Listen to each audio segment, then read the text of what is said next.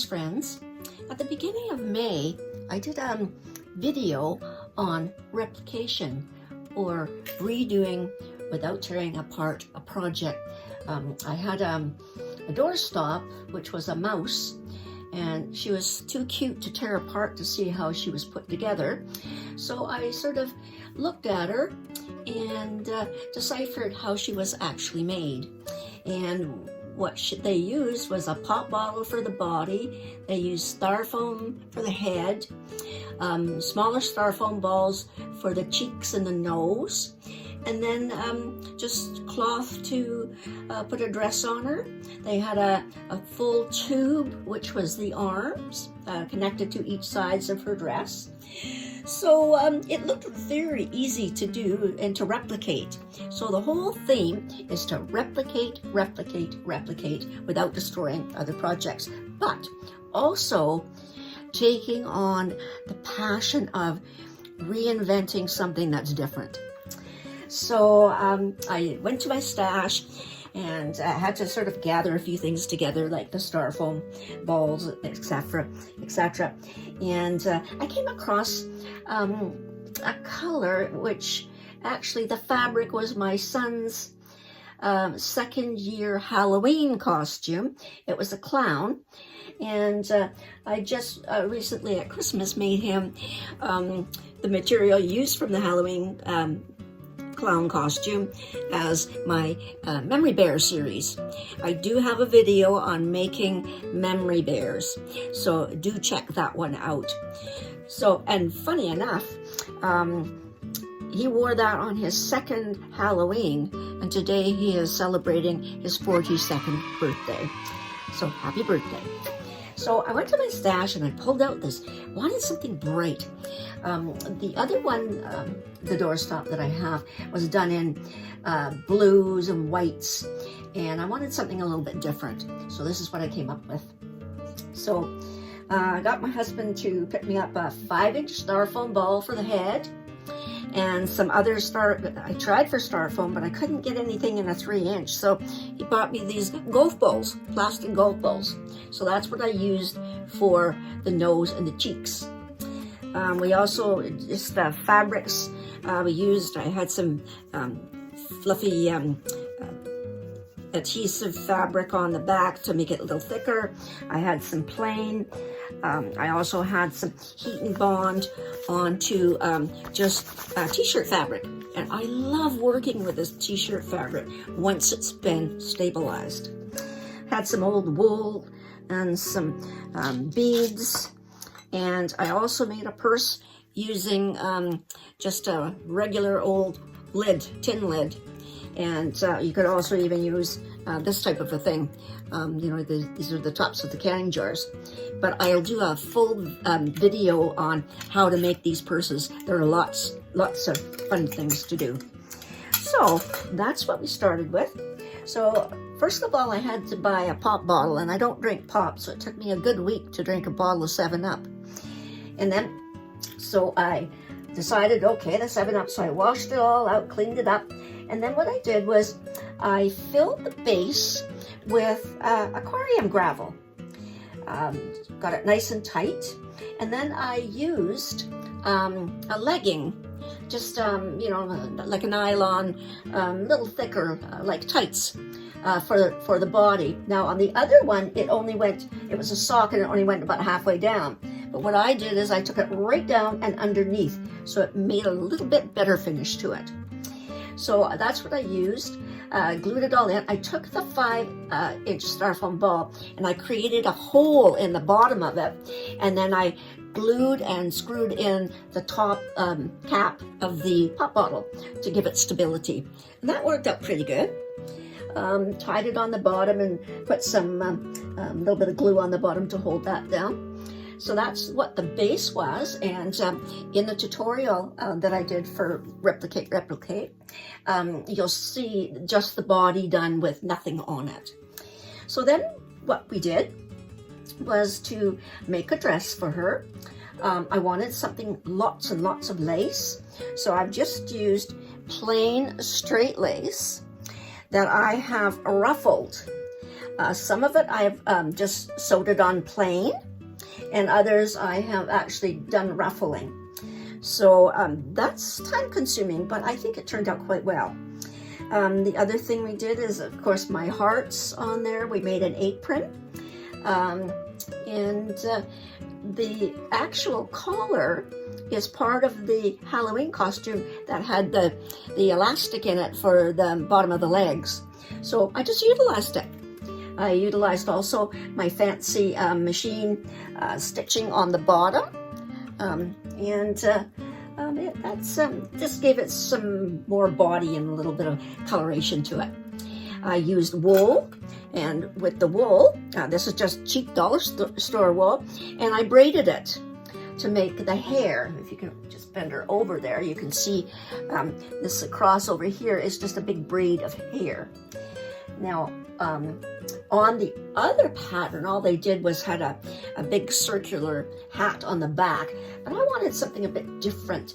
So I went to an old pattern that I had, and I did go online to see if I could find Putnam and this particular pattern, but I guess it's so old.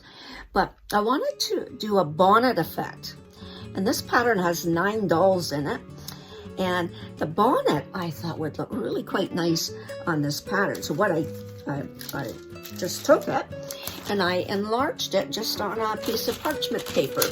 I added an extra full inch all the way around the pattern, and then also a full inch onto the brim, and then sewed it up to make it bigger than this. This was a 15-inch doll, so it's a bit bigger. So here's what it looks like. This is the actual brim of the hats, and this is the brim here, and I've used the stitching on it. I put on a ruffled ribbon with a covered button, just a plain ordinary old covered button, with the t-shirt fabric to tie it together. On the back, what we did was the same thing, whereas the ruffled, I put the ruffling around the back, and I did sew the ruffle into the seam. And then again, another ruffled ribbon with the button. Now, on the actual apron, I just used a big, large, colored orange button, and then a little button with the lace down on the bottom. So that's what it looks like on the back end. This is what the dress, bottom of the dress looks like. And I've just stitched, and always make sure that you don't leave any raw edges when you're doing any stitching, whether you have a serger or, you know, just tuck your seams underneath and just press them and sew them. So that makes a bit of a difference for them. Now also here on the side, I made her a purse. So I will do a tutorial on a purse made from, you know, the tops of lids. But this is what the purse turned out to be. You fold the lid in half, and then you just put cording glued all the way around. And then I put some lace on it, and then I used a little bit of upholstery stripping for the handle, and then just put a couple of little hearts on it. So that's kind of cute. Now with the arms, I didn't like the idea of the tube, because I wanted to focus on the front of the dress. So I took just the pattern, the arms from the Sweet Annie dolls. And I just I made this out of just sheet material, a lining for the hands. And then I just made a sleeve to go on top. And then I stitched the sleeves just to the sides of the dress. So that worked out really well.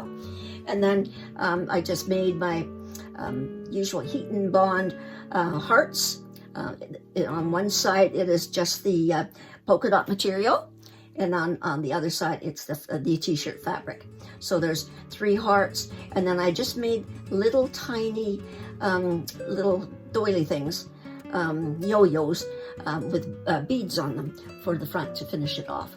Now, I'm happy with her, but she's not a mouse. I'm not sure I want to turn her into a mouse. And the color schemes, I said to my husband, is there such a thing as a brown mouse? So I looked it up, and yes, there are brown mice. They're called lemurs, I think. And so I thought, okay, I could put brown ears on the top, and then I could, you know, even make a mouse, a couple of mice that she could, you know, play with.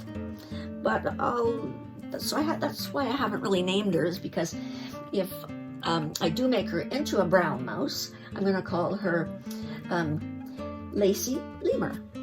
So that's it for the, you know, recreation, or, you know, I do think she is adorable. So she will stand by my back door, by my garage. Now, the other thing too is when you do have to go out and buy different, or send somebody out to buy them for you, you might come back with a few different sizes that you don't really require. So I looked at this and I thought, well, I guess maybe Christmas I'll be doing Christmas ornaments using ribbon and tiny little pins. I'll find where they are, I'll pull them out, and I'll show you how to do them.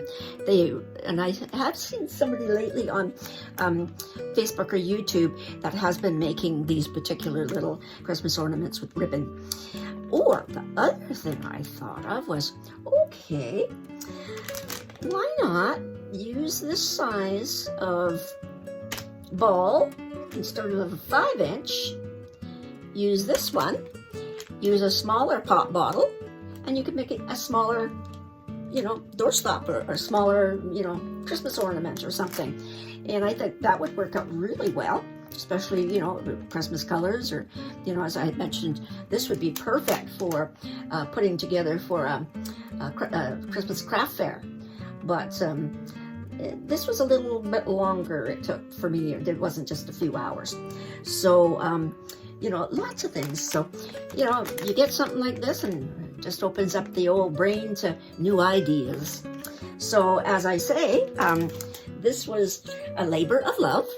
And I'll let you know whether I do change her into, I'd have to put little whiskers on her and the ears, and then tie out some kind of a little mouse. There's a mouse pattern in the in this doll pattern that I might try. So if I do that, I'll let you know. So anyway, thanks for watching. Thanks for joining me, and